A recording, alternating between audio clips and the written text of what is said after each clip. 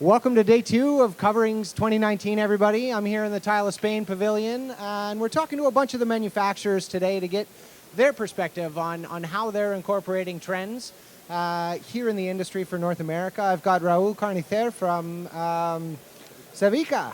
So today we're going to talk about Cevica, which is a wonderful little small format factory that does some of my favorite products. And it's very on trend right now because right now in the industry we're seeing so much color.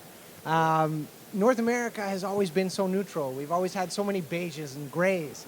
And how is Cevica incorporating the color into your trends this year? Well, hello. Good morning. I'm so happy to be here and talk to Ryan again. You know, Ryan, that we love color.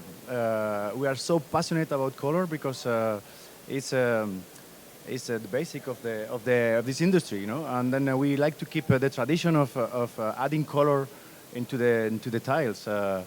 And then even we know that what we sell more is the whites and the beiges or the grays, but more and more. I think the market, the customers, here also in the US, they want to add color, you know? It's like we're coming from a time of a bad period, a crisis and everything was gray. Right. And now people, I think, is getting better, so they want to add color, and then it's what we do, you know? And then we like overall the reds, the traditional Valencian greens, blues, cobalt blues, also yellows, and so in every collection that we do, we always want to put very strong colors, very something that people is going to recognize. Yeah, so that's a good point. I mean, it seems today that there's sort of dichotomy of saturations. You either go very light and washed out pastels or very intense, super saturated tones. Does Cevica do both, one or the other? How do you interpret that? We do both. You do both. We do both. We have some collections that are pastels because we know that people like soft. But on the other side, we always like to show very deep, strong colors, you know, and also playing with crackle finish that you know adds this deepness into the color, and then people get stoned. We have done now a copper green. You know, the traditional copper green, you know, very, very intense. The rusted oxide kind of. Exactly. Yeah. A lot of oxide, yeah. and you know, people, they just see it and then they go for it. You know, oh, I like it. Yeah. You know, I love it. Maybe it's not so commercial, Right. but, you know, everybody likes it, you know. So you brought up crackle, which is a very traditional style of Mediterranean wall tile. There's another one that I've seen quite a bit throughout the fair, Zalige, the classic terracotta with the washed transparent glaze. Is that something that you're doing this year? Yes. We show it at Cevisama. It's been very successful. We've seen that there is still a very nice trend on the vintage small size tiles, Right. with a handmade looking rustic finish.